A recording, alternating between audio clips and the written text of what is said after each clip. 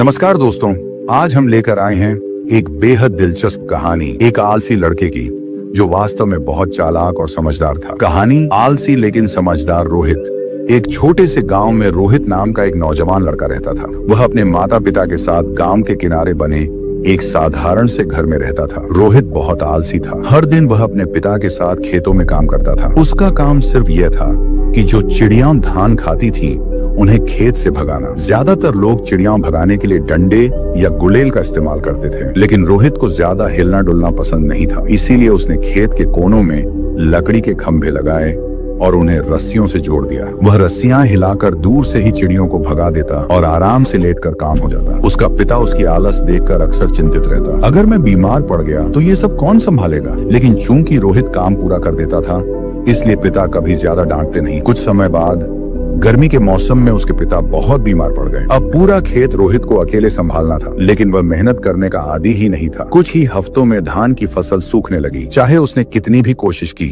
वह खेत बचा नहीं पाया। उस रात वह तारों भरे आसमान के नीचे बैठा, आंखों में आंसू लिए सोचने लगा, काश मैंने पहले कभी मेहनत की होती। अब परिवार की सारी उम्मीदें मेरी वजह से खत्म हो गईं। अगली सुबह गांव में शोर हो रहा था।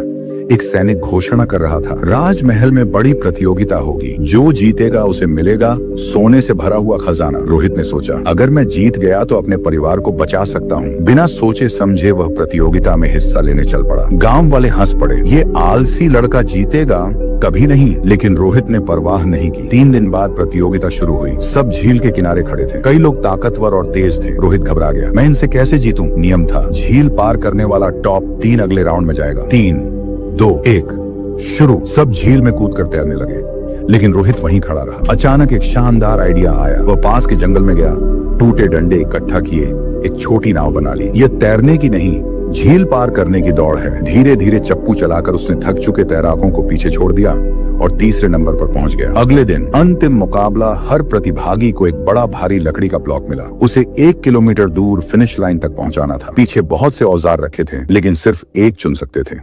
पहले प्रतिभागी ने रस्सी उठाई, दूसरे ने बड़ा डंडा लिया। रोहित नहीं दौड़ा। वह सोचने लगा, मैं ताकतवर नहीं, मुझे दिमाग लगाना होगा। उसने एक छोटा चाकू उठाया। लोग हंस पड़े, इससे क्या करेगा? लेकिन रोहित ने लकड़ी के ब्लॉक को तराश कर उसे एक गोल पहिए में बदल दिया। अब धकेलना नहीं, वह खुद लुढ़कता जा रहा था। रोहित ने दोनों को पीछे छोड़ा और सबसे पहले जीत गया। भारी तालियां गूंज उठी। आलसी लड़का जीत गया। सीख यह कहानी हमें बताती है, आलस बुरी चीज है, लेकिन दिमाग का सही इस्तेमाल इंसान को सफल बना सकता है। एक बड़ा लक्ष्य आलसी व्यक्ति को भी मेहनत करने के लिए मजबूर कर देता है। अगर आपको भी आलस आए तो एक मजबूत वजह ढूंढिए। परिवार के लिए, अपने सपनों के लिए, खुद को साबित करने के लिए।